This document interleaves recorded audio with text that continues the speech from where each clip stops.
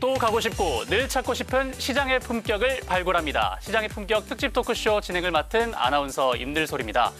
올 한 해 전통시장이 지역관광 혁신 사례나 대표 K관광지 등으로 손꼽히면서 전통시장의 매력이 재발견된 한 해였다는 생각이 드는데요.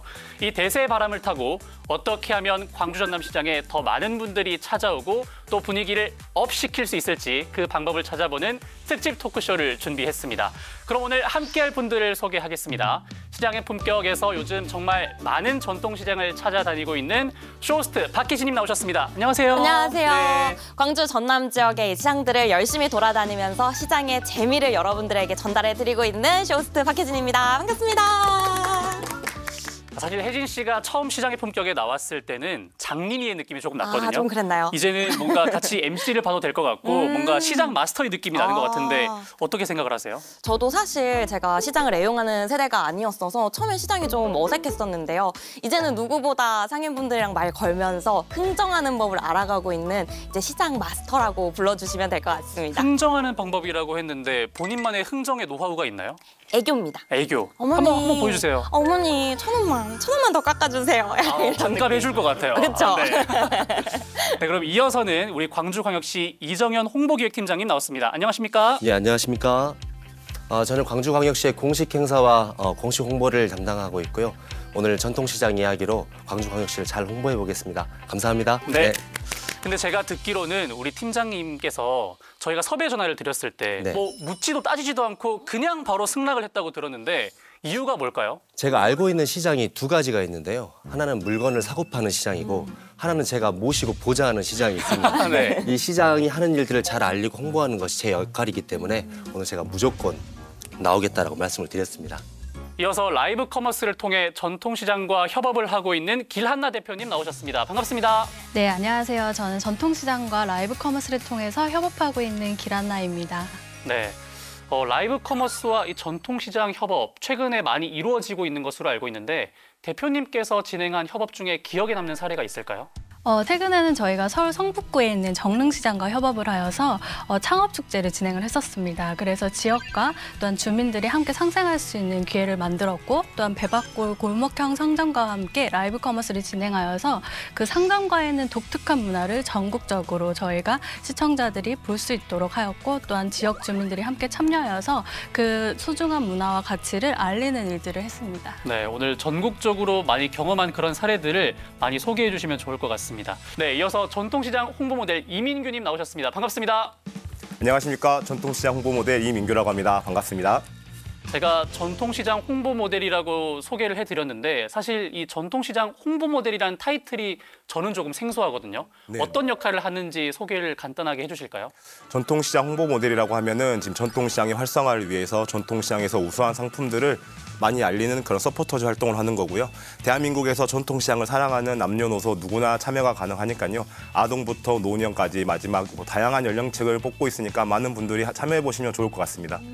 그럼 내년에 좀 도전해봤을 만한 사람이 저희 쇼호스트 박혜진님이에요. 제가 봤을 때는 네. 충분히 입상 가능할 것 같습니다. 그 자리 좀 탐나는데 제가 그 자리에 가려면 어떤 약간 팁 같은 게 좀 있을까요? 전통시장을 누구보다 잘 이해하고 전통시장을 사랑하는 마음만 있다면 충분히 더 도전해서 입상까지 가능할 것 같습니다. 그럼 선배님 따로 제가 연락을 좀 드리겠습니다. 네, 그럼 오늘 네 분의 패널과 함께 토크쇼를 진행해 볼 텐데요. 먼저 어떤 이야기를 가지고 이야기를 나눠볼지 영상부터 한번 만나보겠습니다. 대한민국은 지금 로코노미 열풍입니다. 로코노미란 지역을 뜻하는 로컬과 경제를 뜻하는 이코노미를 합친 신조어로 도심의 거대 상권이 아닌 동네에서 이루어지는 소비 문화를 일컫는 말인데요. 코로나19 때문에 국내 여행이 활성화되고 우리 지역과 우리 동네에 대한 관심이 높아지면서 자연스럽게 로코노미 트렌드로 이어졌습니다. 실제로 2023 관광 트렌드를 살펴보면 자연경관 여행지 방문보다 현지 문화체험을 더 선호하는 것으로 나타났죠. 단순히 관광 명소를 둘러보는 것에 그치지 않고 지역의 특징적인 요소를 먹고 즐기고 체험하는 로컬 관광. 그렇다면 로컬 감성을 확실하게 자극하는 곳은 어딜까요? 바로 지역의 맛과 멋이 담긴 전통시장입니다. 전통과 트렌드가 어우러지면서 MZ세대 사이에서 시장이 힙한 공간으로 떠오르기 시작했고 SNS에서도 매일같이 전통시장 인증샷이 쏟아지고 있습니다. 실제 통계를 보시면 2019년 대비 2023년 충남 예산시장을 방문한 MZ세대 증가율은 무려 934%, 서울 신당중앙시장은 117%, 강릉 중앙시장은 70%를 기록했죠. 지역이 곧 브랜드가 되는 시대, 로코노미 트렌드에 발맞춰 나가기 위해선 로컬 관광의 핵심인 전통시장 살리기가 중요한데요. 무한한 가능성이 있는 광주 전남 전통시장을 더욱 활성화시킬 방법은 무엇일까요? 오늘 시장의 품격에서 확인해 봅니다. 네, 확실히 예전에 비해서 전통시장의 분위기가 많이 달라진 것 같다라는 생각이 드는데요. 혜진 씨가 최근에 시장을 많이 다녀오면서 네. 시장의 분위기를 누구보다도 잘 느꼈을 것 같은데 요즘 시장의 분위기 어떻습니까? 저도 사실 실제로 시장에 가보고 좀 놀랐던 게요. 특히 5일장에 손님분들이 이 장이 열리는 날만을 기다리셨다가 오시는 분들이 굉장히 많으시더라고요. 그래서 아침부터 찾아오시는 분들도 굉장히 많았고요. 그래서 이 코로나 때문에 거리두기로 조금 조용했던 시장이 요즘은 다시 또 북적이고 있다라는 생각이 좀 들었습니다. 네, 북적이고 있는 전통시장. 그런데 우리 또 민규 씨도 혜진 씨만큼이나 전통시장 많이 다녀보셨잖아요. 아, 그렇죠. 지금 네. 광주 전남에 있는 전통시장은 거의 다 가본 것 같습니다. 약간 라이벌일 것 같아요. 같이 함께 하고 있습니다. 민규 씨가 느꼈던 시장의 분위기는 어때요? 제가 어릴 적에는 이제 생필품이나 식품을 사러 가는 이제 지금의 마트와 같은 형태였는데 최근에는 거기에서 조금 이제 확장이 돼서 뭐 문화를 소비한다고 하죠. 그러니까 전통시장을 다행히 즐기고 그 길거리에서 발생되는 행사나 뭐 놀거리를 이렇게 머무르기 위해서 찾아가는 그런 방문이 더 많아지는 것 같습니다. 확실히 저희 세대의 시장과 요즘의 시장의 분위기는 많이 다른 것 같아요. 맞습니다. 제가 생각했던 시장은 그냥 어머니 손잡고 따라가서 치킨을 먹고 떡볶이를 먹으면서 그냥 간식거리를 즐겼던 그런 시장의 느낌인데 그쵸, 그쵸. 요즘은 MZ세대들이 마치 관광지를 간 것처럼 사진도 많이 찍고 그걸 또 SNS에 많이 올린다고 하더라고요. 맞습니다. 또 제가 봤을 때 요즘 MZ세대는 참 먹거리에 진심이라는 생각이 좀 드는데 그래서 이제 SNS 인증샷들을 보면서 아, 시장에 진짜 찐 로컬 맛집들이 있구나를 이제 MZ세대들이 알고 찾아오는 MZ세대들이 굉장히 많더라고요. 네. 대표님, 이렇게 된 이유가 있을까요? 대표적으로는 이제 코로나 팬데믹 이후에 이제 일상으로 함께하는 여행의 중요성이 강조되면서 로컬 힙이라는 트렌드가 새롭게 태어났는데요. 이 로컬 힙의 중요성이 부각되면서 또 이 전통시장이 가지고 있는 문화적인 가치 그리고 굉장히 전통시장이 가지고 있는 또 뭔가 트렌디한 것들이 좀 조화를 이루면서 로컬 힙의 중심지로 전통시장이 떠오르게 되었어요. 그러다 보니까 이것이 정말 관광을 하는 것만 같은 그리고 MZ세대의 데이트 성지로서 굉장히 곽광을 받고 있는 것이 바로 전통시장입니다. 그 예로 서울의 망원시장을 들 수가 있는데요. 망원시장 같은 경우는 많이 아시는 그 소위 말하는 SNS 맛집 성지, 데이트 성지가 되는 곳곳에 굉장히 맛집들이 분포가 되어 있고 지리적으로도 굉장히 좋습니다. 한강이 밀접하게 인접해 있고 또한 대중교통도 굉장히 편리하고 또 근처에 여러분들 아시는 그 망리단길이라는 곳이 있어요. 그래서 굉장히 편집샵들 그리고 감성이 넘치는 카페들이 즐비하여 있기 때문에 MZ세대들이 이제 그쪽을 계속 가게 되다 보니까 이런 전통시장, 망원시장에서도 이 MZ세대를 유치하기 위해서 많은 것들을 하고 있는데요. 크게는 이제 아케이드 공사를 해서 시설 현대화 공사를 해서 편리하게 시장을 이용할 수 있게 해놓았고 시장에서 어떤 물건을 사더라도 그 시장에서 개방해 놓은 카페에서 얼마든지 음식을 취식할 수 있도록 공간을 오픈해 놓기도 하고요. 또한 서울 경기권에 있는 분들이 대중교통 이용할 때 어떤 거 이용하시는지 아세요? 카드? 팀워크. 대중교통카드 그냥 이용하지 그죠? 않을까요? 네, 이 티머니로 결제할 수 있게 이제는 더 이상 시장에서 현금 결제가 아니라 티머니 그리고 제로페이로 결제할 수 있게 굉장히 간편한 시스템들을 도입을 했습니다. 그렇다 보니까 이런 다양한 이유들 때문에 로컬 힙의 중심지로 전통시장이 떠오르게 되었고 망원시장이 굉장히 이렇게 호응을 얻고 있습니다. 저는 대표님이 이렇게 시장을 데이트 성지라고 말씀을 해주시니까 이제 제가 광주 전남 지역의 시장들을 많이 알고 있잖아요. 네. 데이트할 분만 찾으면은 이제 데이트 코스로 딱 짜면 되지 않을까라는 생각이 좀 드네요. 맞아요. 또 그리고 말씀해주신 것처럼 교통카드로 이제 결제가 가능하다라고 했는데 사실 요즘 사람들이 현금 많이 안 가지고 다니잖아요. 네네. 그런 부분들이 광주 전남 시장에 접목이 된다라고 하면은 굉장히 편리해질 것 같다라는 생각이 듭니다. 네네. 또 이 말씀해주신 것처럼 이제는 단순히 장을 보는 공간이 아니라 전통시장이 하나의 관광지가 됨으로써 정말 많은 사람들이 찾아주고 있는데 광주 전남에는 이렇게 관광지와 연계된 이런 사업이 있을까요? 그 광주관광공사에서 이제 준비하고 있는 프로그램들이 있는데 웰리스 관광 상품이라고 해서 사실은 체류 일정에 따라서 외부에서 오는 유료 여행객들에게 음식을 먹거나 아니면 그 뭔가를 체험할 때 주요 코스로 저희 전통시장들을 스팟으로 이제 집어넣게 됩니다.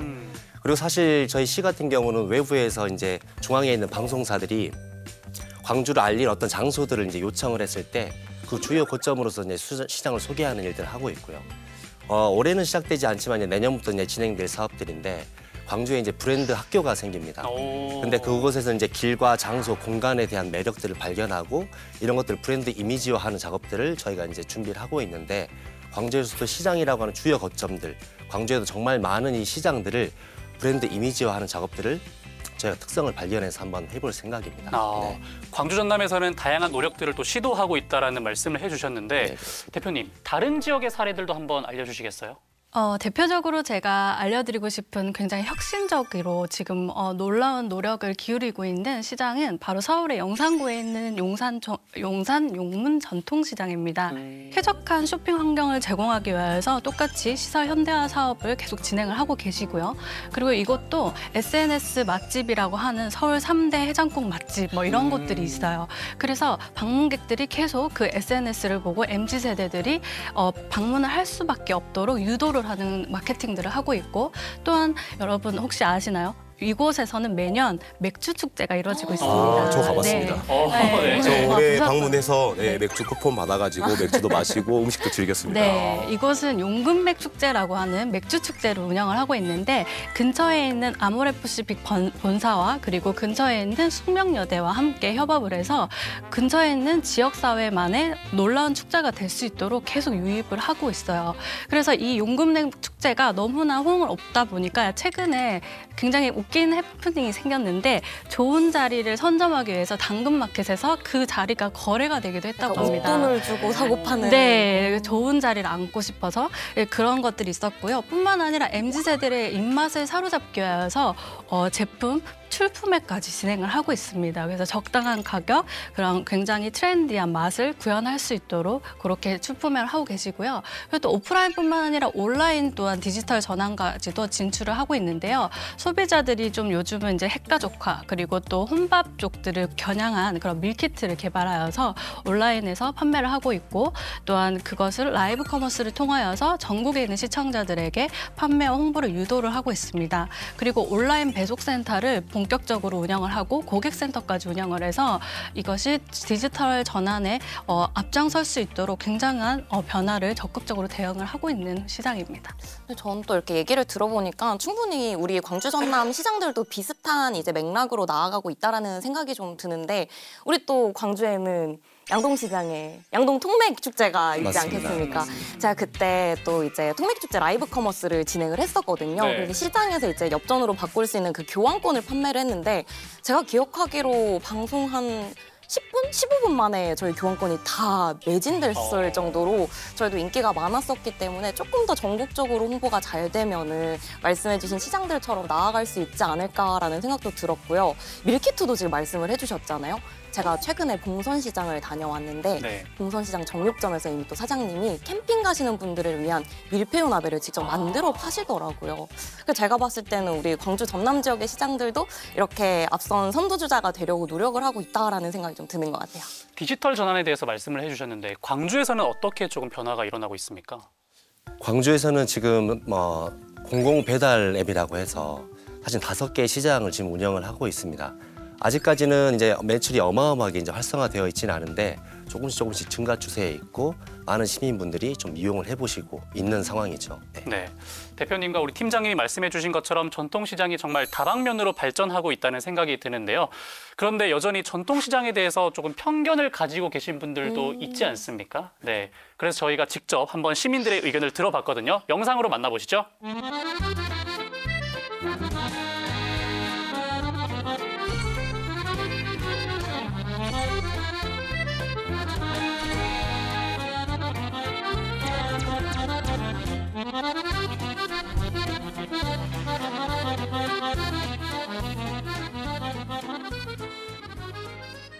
전통시장을 그렇게 자주 이용하진 않습니다. 네, 자주 이용하는 편입니다. 아니요, 안 가는 것 같아요. 어렸을 때는 엄마랑 이제 시장 자주 갔어요. 전통시장 자주 이용합니다. 잘 안 가는 편인 것 같습니다. 약간 오래되고 낡은 이미지라 좀 가기가 꺼려지는 느낌이 좀 있는 것 같아요. 마트나 편의점을 이용하기 때문에 전통시장이 잘 안 가져요. 마트에 가면은 주차도 편하고 아무래도 가깝고 편리해서 더 이용하는 것 같아요. 사실 뭐 요즘 인터넷을 통해서도 쉽게 구매를 할 수 있으니까 굳이 물리적 이동이 필요하지 않다고 생각합니다. 네, 저는 자주 가요. 전라도 특성이 있는 김치를 살 수 있어가지고 더 맛있게 잘 먹고 있는 것 같아요. 핵가족으로 인해서 식구들이 적어졌잖아요. 이제 조금 물건을 많이 살 때는 전통시장으로 가서 사지만은 평소에 이제 조금씩 살 때는 마트에 가서 대형 마트에 가서 사고 있습니다. 지역에 약간 특색 있는 음식을 먹을 수 있는 곳이 약간 시장이라고 생각해요. 이제 가면은 맛있는 것도 먹고 좀 놀러 가는 느낌 그런 건 있었던 것 같습니다. 역시 물건이 여러 가지 풍성함이 있고 가격도 좀 저렴하고 어떻게 보면 사람 냄새가 난다 할까요? 막 사람들이 북적거리는 모습을 때 삶의 요소가 있다고 생각합니다. 뭐 전통시장에는 과거와 현재를 다 같이 체험하고 경험할 수 있는 그런 것이 있기 때문에 가면 좋습니다. 우리 학생들을 위해서 이제 가격을 낮춰주시면 약간 좋을 것 같아요. 결제 방식이 좀 다양해졌으면 좋겠고 요즘에는 이제 포인트나 이런 페이백 같은 그런 혜택도 많아지면은 더 젊은 사람들도 많이 이용하지 않을까 싶습니다. 좀 더 친절하고 그리고 좀 위생적이고 그리고 주차도 더 편리해지고 복잡하지 않으면 더 자주 가지 않을까. 전통시장을 지나가다 보면 그 바닥과 상품과 간격이 조금 너무 좁은 경향이 없잖아 있어서요. 그것 외에도 담배꽁초라든지 이런 문제들이 조금 있어가지고 좀 개선돼야 될 필요가 있다고 봅니다. 일상적인 시간대를 정해서 그렇게 상품을 좀 판매하면은 젊은이도 많이 이용할 수 있지 않을까 이런 생각을 좀 해봅니다. 좀 젊은 친구들이 소비할 만한 상점들이 입점하는 게 좋을 것 같습니다. 아이들이 막 어린애들 막 3살, 5살 이런 애들 있잖아요. 그런 애들 놀이터를 한쪽에 해서 그 애들을 갖다 안심하고 맡겨놓을 수 있는 데가 있으면 그 애들을 거기다 두고 시장을 보고 다시 아이들을 찾아가고 그러면은 젊은 분들이 거기를 더 찾지 않을까 생각됩니다.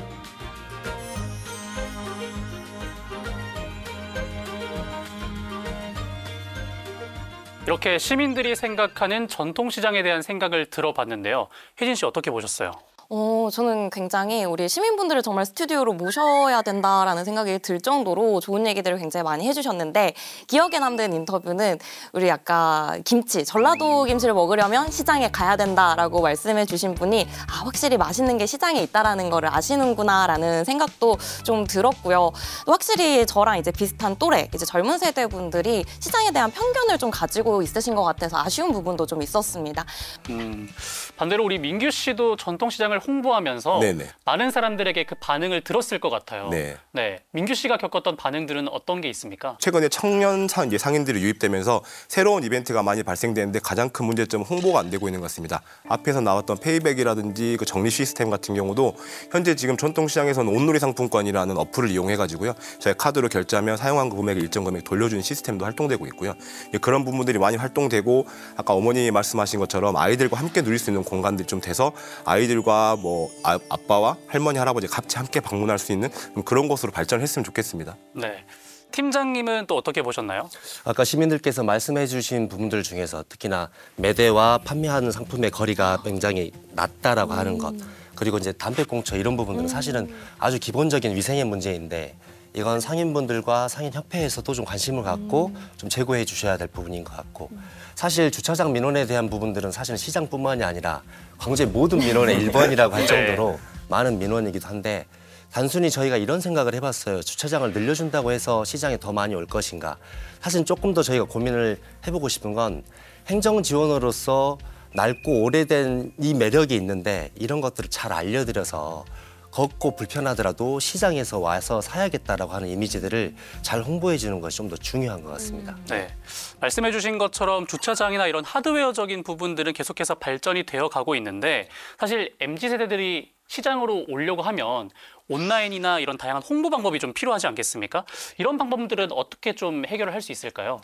아까 제가 말씀드렸던 용산 용문시장 같은 경우는 숙명여대 학생들 중에서 따로 홍보 활동을 하는 학생들을 뽑아서 비브레스라고 해서 시장에 숨을 불어넣다, 생명을 불어넣다 이런 식으로 해서 홍보 활동을 그 친구들이 하면은 장학 혜택을 주는 그런 것들을 또 하고 있습니다. 그리고 또 굉장히 이 디지털 전환에 성공적인 사례로 뽑히고 있는 시장이 두 군데가 있는데 서울에 있는 암사종합시장입니다. 암사종합시장 같은 경우는 이 온라인 플랫폼 활성화를 굉장히 적극적으로 해서 지난해만 해도 누적 거래액이 벌써 23억 그리고 누적 주문 건수가 20억 이렇게 20만 건을 이미 넘어섰다고 지금 그래서 확인이 되고 있어서 굉장히 성공 사례로 뽑혀지고 있고요.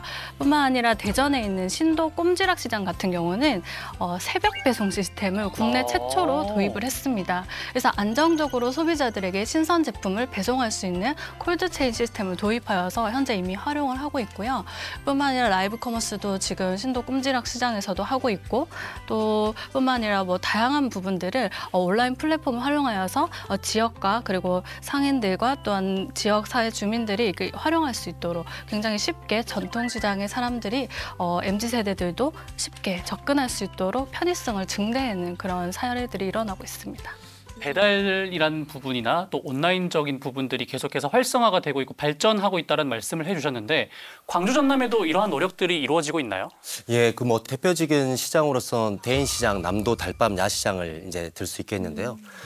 사실 많은 분들이 아마 모르실 수도 있는데 대인시장에는 원래 08년도부터 그 이전부터 작가들의 작업실이 있었습니다. 그렇게 작가들이 모여서 저녁에 술을 먹다가 예술시장을 한번 만들어보면 어떨까라고 하는 이야기로부터 촉발된 시장이고요. 08년부터 16년간 예술을 정체성으로 입히기 위한 노력들이 계속되다 보니 사실은 2023년에 지역 문화 매력 100대 거점 장소로 소개가 되기도 했고 전국 최초로 야시장으로 이제 소개가 되기도 했습니다. 네, 최근에는 이제 스마트 어플리케이션 나이트 마켓이라고 하는 이런 어플리케이션을 통해 가지고 사실은 게임도 할 수 있고 전시 예약 그리고 먹거리 뭐 예약 이런 것까지 다 이제 진행도 할 수 있는데 예술이라고 하는 정체성을 가진 만큼 한편갤러리라고 하는 전시장에서는 사실 NFT 기반으로 블록체인으로 예술 작품을 구매할 수 있는 시스템도 만들어져 있고요. 최근에는 이제 백화점의 트렌드를 더 이제 따라해가지고 팝업 스토어로까지 이제 전환을 시도를 하고 있습니다. 네, 이렇게 얘기를 들어보면 저희가 시장의 매력들을 조금씩 알아가고 있는 것 같은데요. 이 우리네 전통시장이 정말 정도 많고 정말 사람도 너무 좋고요. 저렴까지 해가지고 도무지 사랑을 안 할 수가 없습니다. 제가 그래서 시장의 품격을 하면서 가장 기억에 남는 에피소드들을 뽑아왔습니다. 함께 보고 오시죠. 잘 되는 시장에는 다 이유가 있다.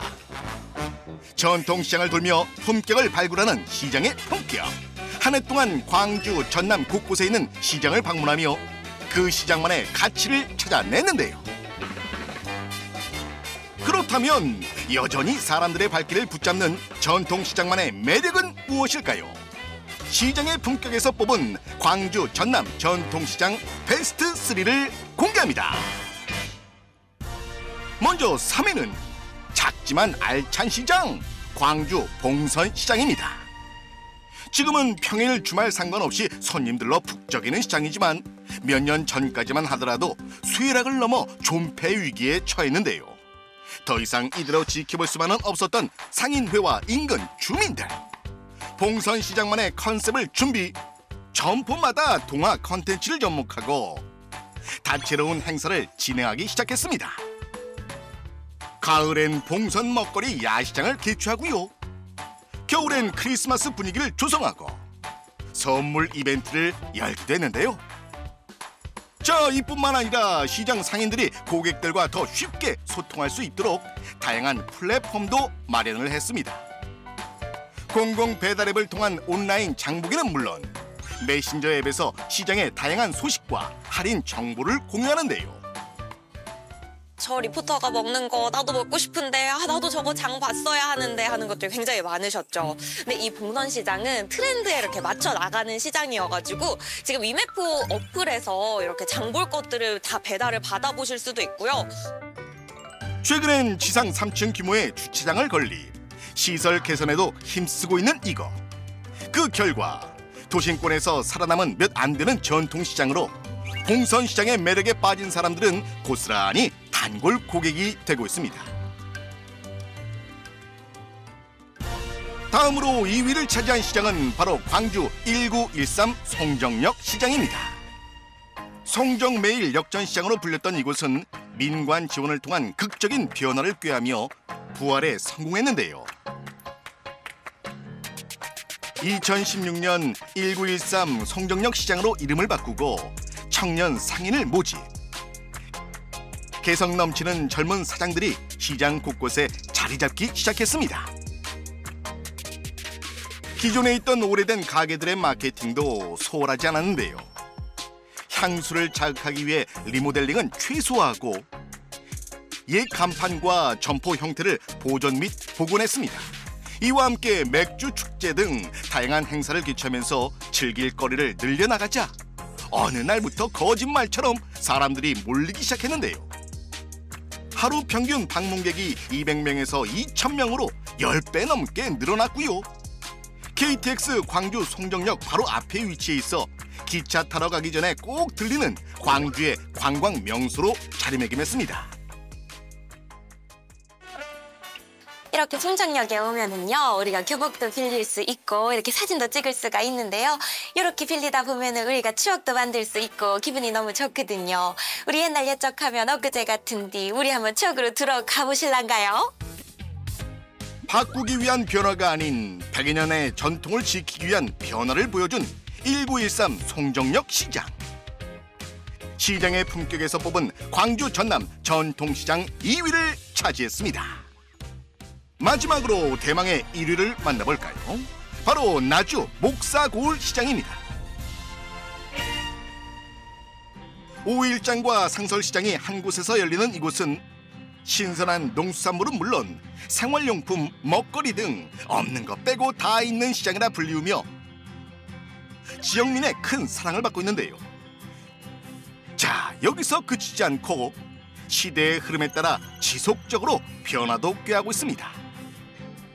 시설 현대화 사업을 통해 한여름에도 장 보는 데 끄떡없고요. 편의 공간도 개보수에 손님들을 위한 세심한 배려를 아끼지 않았습니다. 아니 근데 진짜 장사 되게 잘 되시는 것 같아요, 다. 근데 딱 안에서 보면은 뭐 에어컨 들어오지. 그래도 이런 현대화 되면서 시원하지. 그래서 쉽게 들어와서 장 볼 수 있어. 그러니까 아니 진짜 제가 갑자기 서러움이 있다. 제가 저번 주까지 겨울 양복 입고 돌아다녔거든요. 이 날씨에. 너무 힘들어서 제가 처음으로 시원한 거를 좀 입어야겠다 해서 왔는데 여기는 에어컨이더라고. 이 에어컨도 시에서 하면서 우리 상인들이 다 공공요금을 내요. 그렇게 정확하게 n분의 1 나눠가지고. 진짜? 고객을 위해서 이렇게 오시는 분들이 장보기 시원하게 또 겨울에는 따뜻하게. 뿐만 아니라 라이브 커머스와 온라인 장보기 등 시장 고유의 강점과 특성은 살리면서 유통 판로를 확대해 온라인 디지털 시장으로서의 전환을 앞장서고 있습니다. 이야, 잘 돼 있네. 효과가 좀 있었나요? 굉장히 좋았어요. 여기 가수분들이 오게 있거든요. 라이브 커머스 방송 순간 최고 시청자 수만 1,700명. 방송만 하면 완판 행진으로 라이브 커머스는 코로나19 당시 어려운 상인들에게 새로운 판로가 되기도 했었는데요. 유통 환경의 변화로 점점 쇠퇴의 길로 접어들고 있는 상황 속에서 전통의 멋은 유지하면서 현대의 편리함을 앞세운 나주 목사고을시장. 이러한 이유로 올해의 전통시장 1위를 차지했습니다. 시장을 찾는 이들의 발길이 일시적이지 않도록 시장의 활기가 오래갈 수 있도록 다양한 방법으로 변화를 거듭하고 있는 전통시장들. 앞으로 우리 지역 전통시장이 나아가야 할 방향을 보여주고 있습니다. 네, 혜진 씨가 정말 자랑할 만하다라는 생각이 들어요. 정말 보는 내내 계속 훈훈하다라는 생각이 들었거든요. 혜진 씨가 보시기에는 시장의 품격을 뭐라고 생각을 하세요? 제가 생각하는 시장의 품격은 36.5도다라고 말씀드릴 수 있을 것 같은데 이 따뜻한 사람의 체온을 느낄 수 있는 곳이 시장이다라고 느껴졌습니다. 저는 원래 시장을 애용하는 세대가 아니다 보니까 사실 그 시장의 매력이라는 걸 잘 몰랐었거든요. 근데 이제 서로 건네는 이 인사와 안부로 이 시장의 정을 좀 배울 수 있었고요. 이제는 좀 같은 가격 그리고 같은 제품이 시장과 마트에서 팔고 있다면 이왕이면은 좀 대화도 나누고 또 정도 나누고 흥정도 할 수 있는 시장에서 파는 거를 선택하지 않을까라는 생각이 듭니다. 네, 시장의 품격은 36.5도다. 뭔가 좀 따뜻하고 되게 인간미 있는 느낌이 느껴지는 것 같아요. 그렇죠. 네. 특히나 그래서 이 추운 겨울에 시장에 가면은 이 정을 느끼실 수 있지 않을까라는 생각이 듭니다. 맞습니다. 팀장님은 어떻게 보셨습니까? 우리 주변에 이렇게 매력적인 시장이 많다라고 하는 것들이 정말 자랑스럽고 또 한 가지는 아주 오래전부터 문화로 전통시장을 활성화시켜보자라고 하는 오랜 노력들이 있었었는데 그런 것들이 이제 여러 가지 결과로 나오긴 했었지만 조금 더 본질적으로 시장이 가지고 있는 맛과 멋, 그리고 재료의 신선함, 그리고 아까 말씀하신 36.5도의 상인들과 사람들과의 관계들이 조금 더 광주 시민분들에게 매력적으로 좀 어필될 수 있는 마케팅이 좀 필요하겠다는 생각이 듭니다. 네. 제가 다녀본 시장들 중에서 저는 또 특별히 기억나는 시장이 하나 있는데 목포의 종합수산시장이라는 곳이 있습니다. 지역 그 상인들과 지역에 사시는 주민님들이 협동조합을 만들어서 맥주 축제를 자기들끼리 운영을 하고 계시거든요. 이제 그걸 운영해가지고 그 안에서 노래자랑도 하고 목포 역사 퀴즈도 하고 그리고 이제 목포의 대표 수산물인 그 건어물 시장 하에서 건어물을 거기 사 먹고 맥주 사 마시고 이렇게 해서 이제 두 개를 콜라보해서 하고 있는데 그렇게 하면서 다양하게 외부에서 오는 관광객들도 즐길 수 있는 문화가 되고 그 지역에서 살고 있는 주민들한테도 새로운 놀이터가 돼서 이제 하나의 또 새로운 놀이장이 되는 게 참 좋아 보였습니다. 그 놀이 안에 뭐 목포 역사 퀴즈쇼 이런 것도 있다고 들었는데 네, 그 목포의 뭐 개항 연도가 몇 년도인가, 목포에서는 뭐 무슨 물고기를 파는가, 뭐 이런 것도 있고 뭐 다양한 어린이부터 남녀노소 다 할 수 있는 가장 기본적인 역사 문제도 많이 나오고 이제 그리고 맞추면은 거기서 팔고 있는 건어물이나 이런 것들도 상품으로 엄청나게 많이 줍니다. 네, 저희 아들도 이제 가위가위보 대회를 나가서 거기서 이제 술을 한 박스 받아와서 아버지를 위해서 효도를 했네요. 네, 맞습니다. 목포 그 협동조합에서 만든 맥주가 따로 있거든요. 이제 그렇게 해가지고 그거는 지역 상인들에게 그 발전을 위해서 쓴다고 알고 있습니다. 어린이들이 어렸을 때부터 전통시장에 대한 생각을 정말 긍정적으로 가질 수 있게끔 해서 그 친구들이 커서도 전통시장을 찾을 수 있게끔 하는 그런 뭐 전략이라고 볼 수가 있겠네요. 네, 맞습니다. 네, 대표님은 또 우리 소상공인들을 위해서 많은 컨설팅을 해주시고 계시잖아요. 뭔가 효과적인 방법이 뭐라고 생각을 하십니까? 가장 효과적인 방법은 지역사회의 자원을 활용하는 것에 있다고 생각을 합니다. 지역사회의 자원이라고 하면은 뭐 예술적인 거, 문화적인 거, 역사적인 것들 그런 것들을 잘 활용을 하여서 지역에 있는 유관기관과 협력을 하는 거죠. 그래서 뭐 지역에서 체험이나 전시나 어떤 다양한 이벤트들을 같이 함으로 인하여서 공동의 목표를 함양하고 또한 그 지역의 상권을 또한 활성화시키는 데도 기여할 수 있다고 생각합니다. 네, 이어서 또 저희가 영상을 한번 만나볼 텐데 이번에는 팀장님과 좀 관련된 영상이에요. 예, 네. 예. 이번에 선진시장의 사례를 직접 보기 위해서 먼 길을 떠났다고 하는데 누구와 함께 떠나셨습니까? 광주의 청년 개비어라고 하는 사업을 통해 가지고 저희가 심사를 본 친구들과 함께 가게 됐습니다. 27명의 친구들은 개별 여행 목표를 가지고 개비어 활동들을 했었고요. 저희 신활역 탐험대는 이제 3명이 이제 선발이 돼서 MZ세대의 눈으로 광주 관광 콘텐츠의 활성화 방안을 찾아보자. 미션이 분명하게 주어진 신활역 탐험대였었는데 저희가 일본과 그리고 포르투갈까지는 제가 동행을 했고 그 친구들은 스페인과 중국을 더 다녀오면서 광주 관광 활성화 요소들을 충분히 또 탐색하고 왔습니다.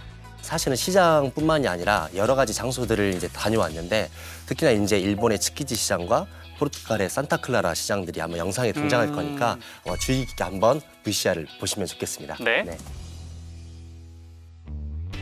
광주 MZ세대 취향에 맞는 관광 콘텐츠 소재를 탐색해 정책 제안의 임무를 맡은 광주형 청년 개비어 프로젝트 신활역 탐험대.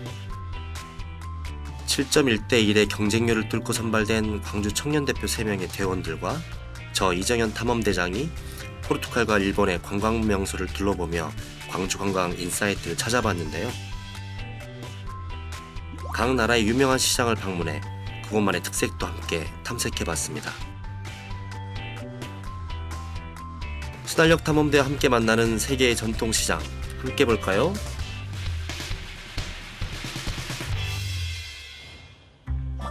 신활력 탐험대가 향한 곳은 낭만의 도시 포르투갈입니다. 먼저 수도 리스본에 있는 산타클라라 시장을 둘러봤는데요. 와, 저 축대 봐, 축대.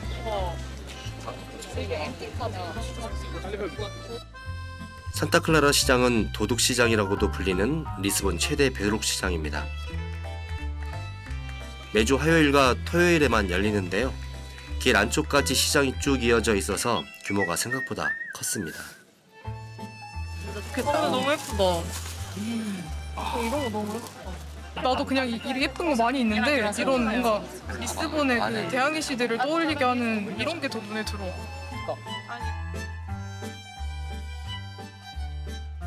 구제옷부터 소품, 기념품까지 판매 품목이 정말 다양한데요. 각국에서 온 관광객들이 장 보는 재미에 푹 빠져 있었습니다.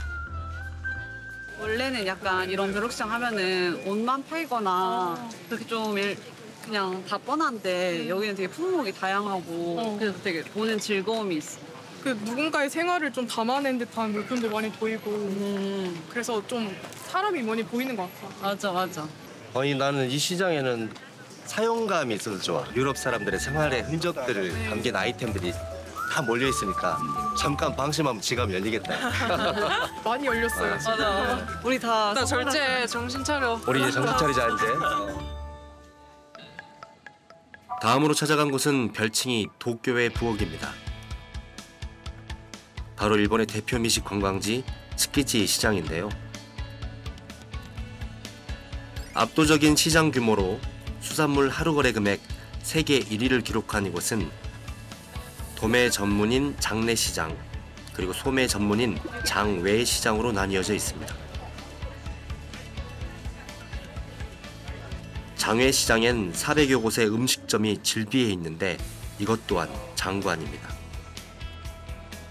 일본인은 물론 관광객들도 많이 찾아오는 츠키지 시장의 매력은 무엇일까요? 되게 SNS 핫하대요. 근데 얘 딱 봐니까 SNS에 인지하기 좋은 그런 음식이에요. 약간 엄청 크잖아. 아 저거는 문어인가 보다. 아 문어도 있고 새우도 있네. 새우하죠. 근데 이게 사실 보는 것도 중요하잖아. 보는 즐거움도 있잖아. 먹을 때는. 츠키지 시장을 걷다 보면 점포마다 배어있는 독특한 분위기와 맛에 매료되는데요. 많은 사람들이 이곳을 찾는 또 하나의 이유는 바로 독특한 로컬 미식 서비스 때문입니다. 음식을 주문하려면 자판기처럼 버튼을 누르면 되는데요. 번호표 대신 독특한 게 나옵니다. 근데 이렇게 나는 이렇게 솔직히 그냥 티켓을 줄 수도 있는데 이걸 굳이 주잖아. 근데 이거 즐거운 것 같아. 아까 그 종이 티켓 뽑은 걸로 사실 교환해도 먹을 수 있긴 하는데 이걸 주는 게 좀 특색? 가게 특색. 그러니까 이게 구매 과정의 즐거움까지 생각한 거지. 근데 요즘에 그게 되게 중요하다 마케팅에서. 그런 거를 되게 잘하고 있는 재미네요. 일본 최대 규모의 수산시장답게 어딜 가나 신선한 수산물이 넘쳐납니다. 인기의 비결은 결국 시장의 본질인 맛과 신선함을 지키는 데 있는 게 아닐까요? 츠키지 시장은 신선한 원재료라는 경쟁력을 이용해 곳곳에서 다양한 핑거푸드를 제공하고 있었는데 그 점이 참 인상 깊었습니다. 같은 시각 심재영 대원도 츠키지 시장을 둘러보고 있었는데요. 되게 새로워요. 시장 같지 않아요.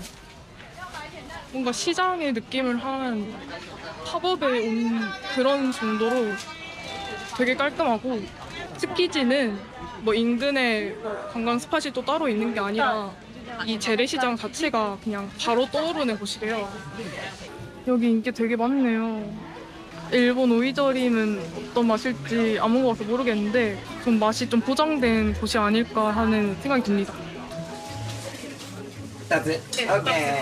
많은 사람들이 줄을 서서 먹는 일본의 오이절임. 과연 어떤 맛일까요? 저 오이 절임 샀거든요. 저기 보면은 그 주문을 해서 받고 또 옆에서 먹고 딱 두고 가시는 것 같아요. 그래서 서서 먹는 문화가 자리를 잡아져 있는 게 좀 신기해요. 그만큼 핑거푸드가 잘 돼 있구나 싶어요.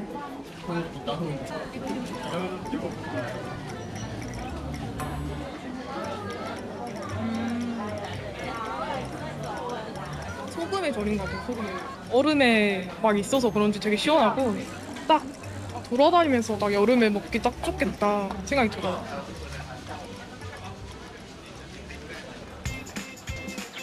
신선한 식재료와 어디서든 가볍게 즐기는 핑거푸드. 이게 바로 이 시장만의 매력이 아닐까 싶습니다. 그 시장만이 가질 수 있는 특유의 경쟁력에 관광객들의 욕구를 충족시키는 독특한 마케팅. 여기에서 우리는 전통시장과 광주 미식관광의 성장 가능성을 확인할 수 있지 않을까요? 네, 포르투갈과 도쿄의 시장을 한번 저희가 보고 왔는데 그 나라의 그 시장을 보니까 그 나라의 분위기가 물씬 느껴지는 것 같아요. 예, 그렇습니다. 직접 보니까 어떠셨어요? 치키지 시장 같은 경우는 본질적으로 확실히 재료에 대한 신선함들이 좀 자부심이 있는 것 같았습니다. 그러니까 또 한 가지는 분명했던 것은 치키지 시장은 사람들한테 관광지로 인식이 되어 있는 것 같아요. 왜냐하면 핑거푸드라고 하는 것이 간단하게 사서 금방 먹을 수 있는 것들인데 사실 줄을 1시간 이상 서야 되는 경우들도 있거든요. 그러니까 그때 제가 받았던 느낌들은 뭐냐면 그걸 사 먹기 위해서 줄 서는 시간까지를 즐기고 있더라고요. 그러니까 그것이 하나의 문화인 거죠. 저기서 내가 기꺼이 1시간 줄을 서서 이 간단한 이 계란말이 하나를 먹고 와도 이 시간 동안을 즐긴다라고 하는 관광지 같은 느낌들이 있었어요.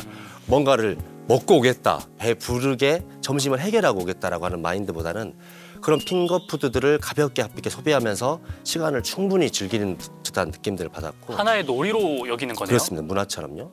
산타클라라 시장 같은 경우는 막상 초입으로 들어가면 그 주변에 되게 좀 악취도 많이 나고 그러거든요. 네. 근데 인터넷에 홍보된 것보다 생각보다 이거 뭐지? 약간 이런 느낌이 드실 수도 있어요. 물건들도 대충 놔져 있는 경우들도 굉장히 많고 그렇기 때문에 근데 한참을 이쪽을 돌아다니다 보면 아주 오래된 시간의 흔적이 담긴 물건들이 그냥 시간 자체로 풍경이 되어 있는 느낌들이 있습니다. 그러다 보니까 돌다 보면 자꾸 지갑이 열리는 거예요.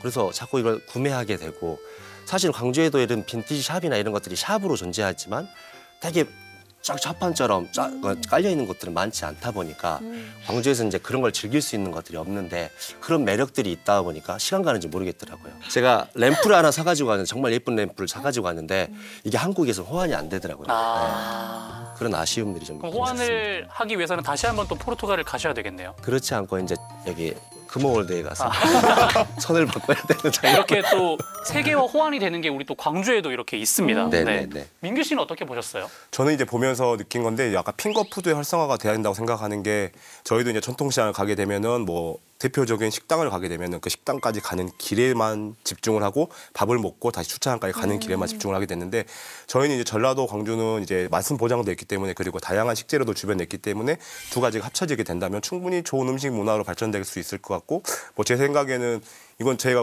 웃음으로 만드는데 홍어 까나페나 아니면은 이제 고흥 요즘 이제 젊은이들 열광하는 마늘 있지 않습니까? 마늘구이나 고흥 마늘구이, 고흥 마늘 튀김 같은 경우를 만들어서 그냥 갖고 다니면서 들고 다니면서 먹을 수 있게 만들면은 이제 그게 또 돌아다니면서 전통시장을 즐길 수 있는 하나의 문화가 되지 않을까 싶습니다. 뭔가 신메뉴를 만들어서 새로운 사람들을 유입시키겠다. 그렇죠. 뭐 이런 전략으로 볼 수 있겠네요. 맞습니다. 지금 신원력 탐험대가 이제 세계 곳곳을 누비면서 좋은 인사이트들을 가지고 왔습니다. 대표님이 보시기에는 광주 전남에 어떻게 접목을 시키면 좋다고 보세요?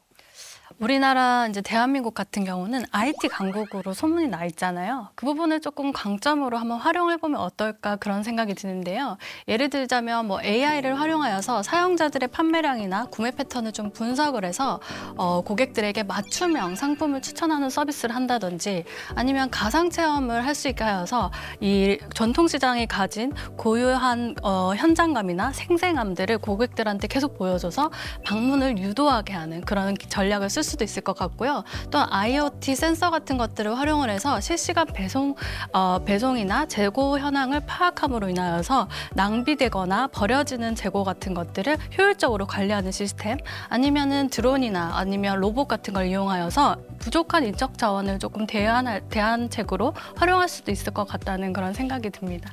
네, 말씀해 주신 부분도 너무 좋은데 저는 개인적으로 자취를 하는 사람이라서 배달 음식을 자주 시켜 먹거든요. 네네. 근데 시장에도 정말 좋은 음식들, 맛있는 음식들 많잖아요. 네네. 근데 배달 음식으로 시키기에는 한정이 되어 있단 말이죠. 네네. 그래서 시장 음식이 조금 배달 문화와 잘 접목이 되어서 시장 음식들을 배달로 잘 시켜 먹을 수 있으면 좋겠다라는 생각을 하는데 네네. 이런 부분들이 광주 전남에서는 어떻게 조금 이루어지고 있나요? 아까도 이제 말씀을 드린 바 있습니다만 광주에서도 공공 배달 어플을 운영하고 있습니다. 이제 위메프에서 이제 운영을 하고 있고요. 사실 아까 말씀드린 5개 시장, 그 남광주 시장, 남광주 해뜨는 시장, 봉선, 무등, 월곡 시장에서 운영을 하고 있는데 아직까지 아까 말씀하신 암사 시장처럼 괄목할 만한 매출을 기록하고 있지는 않지만 2023년 10월까지는 한 1억 원 정도의 매출들이 이제 발생을 했었고요. 꾸준히 좀 증가 추세에 있는 겁니다. 근데 아직도 이제 지역 상인분들과 좀 이렇게 좀 많이들 참여해 주셔가지고 또 지역 사람들이 또 공공 배달 앱을 광주 거를 통해 가지고 전통시장에 물건을 좀 구입할 수 있는 문화를 저희들이 더 많이 알리고 홍보를 해드려야 많이들 좀 이용하실 것 같아요. 아직은 좀 미미한 수준이지만 계속 증가 추세에 있다는 것들을 말씀드리고 싶습니다. 네. 그 공공 배달앱 홍보 모델은 따로 안 필요하신가요? 홍보 모델 여기서 저기서 이렇게 나가실 것 같은데요. 같이 들어가실까요? 저도 같이 좀 좋습니다. 시간에 다 나오시는 걸로. 네, 사이좋게 저희 다 같이 하면 또 좋을 것 같다는 생각이 듭니다. 네. 그리고 광주 전남 최초로 나주 목사고울에서 라이브 커머스가 진행됐다는 얘기를 들었는데 혹시 자세하게 알고 있으신가요? 네, 저도 이렇게 쇼호스트로 활동을 하면서 이 소문을 좀 들었었는데요. 우리 나주 목사골 시장에서 라이브 커머스를 정말 일찍부터 시작을 하셨더라고요. 사실 시장에서 정말 사고 싶은 제품들이 굉장히 많은데 이 바쁘다 현대 사회인들은 그 바쁘죠. 장시간을 맞추기가 쉽지가 않거든요. 네. 그리고 뭐 직접 방문을 하거나 가지고 오기도 쉽지가 않은데 온라인 장보기가 워낙에 활성화가 되어 있다 보니까 지금 내가 눈으로 보고 있는 이 라이브로 보고 있는 제품들을 바로바로 주문을 하고 집 앞으로 배송까지 받으실 수가 있어서 상인분들도 또 우리 고객분들도 이제 윈윈하는 그런 전략이 아닐까 생각이 듭니다. 네, 이렇게 광주 전남이 어떤 강점이 있고 또 시장에 어떤 점을 접목하면 좋을지 함께 이야기를 나눠봤는데요. 마지막으로 우리 전통시장이 발전하기 위한 방향을 한 분씩 들어보겠습니다. 예, 저는 시장을 활성화시키기 위해서 마케팅을 하는 것들은 거드는 요소라고 생각하고 시장의 본질적인 요소들은 신선한 재료를 또 안전하게 먹거리를 지역에서 생산되는 것들로 잘 생산됐다라고 하는 것들이 되게 본질적인 것 같아요. 그래서 지역 제품들을 이용하고 시장을 이용하는 것이 지역 사람들의 자부심이 될 수 있도록 제가 알려드리는 역할들을 좀 더 해야겠다는 생각이 좀 들었습니다. 네. 저는 이제 저희 전통시장들이 충분히 지금 앞에 말씀해 주신 것처럼 잘 운영되고 있다고 생각을 하는데 조금 더 특색 있고 개성 있는 방향으로 발전됐으면 좋겠고 저는 이제 아이를 둘 키우고 있다 보니까 조금 아이 생각을 하게 되는데 저희 아이들과 함께 찾을 수 있는 그런 전통시장으로 발전됐으면 좋겠습니다. 예, 그렇게 해서 아이들이 즐길 수 있는 거리 미술관이라든지 작은 이제 공연장이 열려서 아이들이 즐길 수 있고 아이들이 찾고 나중에 엄마 아빠 다 다시 시장 가고 싶어요라는 말이 나오면 그게 저희 전통시장이 발전될 수 있는 그런 방향이 아닐까 저는 그렇게 생각이 됩니다. 네, 전 세대가 아우르는 그런 소통의 장이 되었으면 좋겠다라는 말씀. 아이들이 찾아야 나중에 걔들이 커서 이제 시장을 찾게 되는 이제 아이들이 미래가 되는 것 같습니다. 네, 대표님도 한 말씀 해주시죠. 네, 전통시장을 현대 소비자들에게 적합한 쇼핑 체험으로 전환하기 위해서 디지털 트랜스포메이션이 지금은 필연적인 시대라고 저는 생각합니다. 하지만 전통시장만의 고유한 특수성 그리고 그 장점을 절대 버리는 것이 아니라 더 강화하기 위한 브랜딩이 필요한 시점이라고 생각하고 또한 시장의 성장 단계에 맞는 전략 수립이 이루어져야 된다고 생각합니다. 그리고 저 같은 경우에는 좀 그런 생각이 들었습니다. 우리 아까 인터뷰를 봤을 때도 이제 세대별로 이제 시장에 대한 인식이나 이런 것들이 좀 나뉘는 거를 봤었는데 그래서 좀 다양한 고객층에 대한 니즈를 좀 파악하는 게 중요하다라는 생각이 굉장히 들었고요.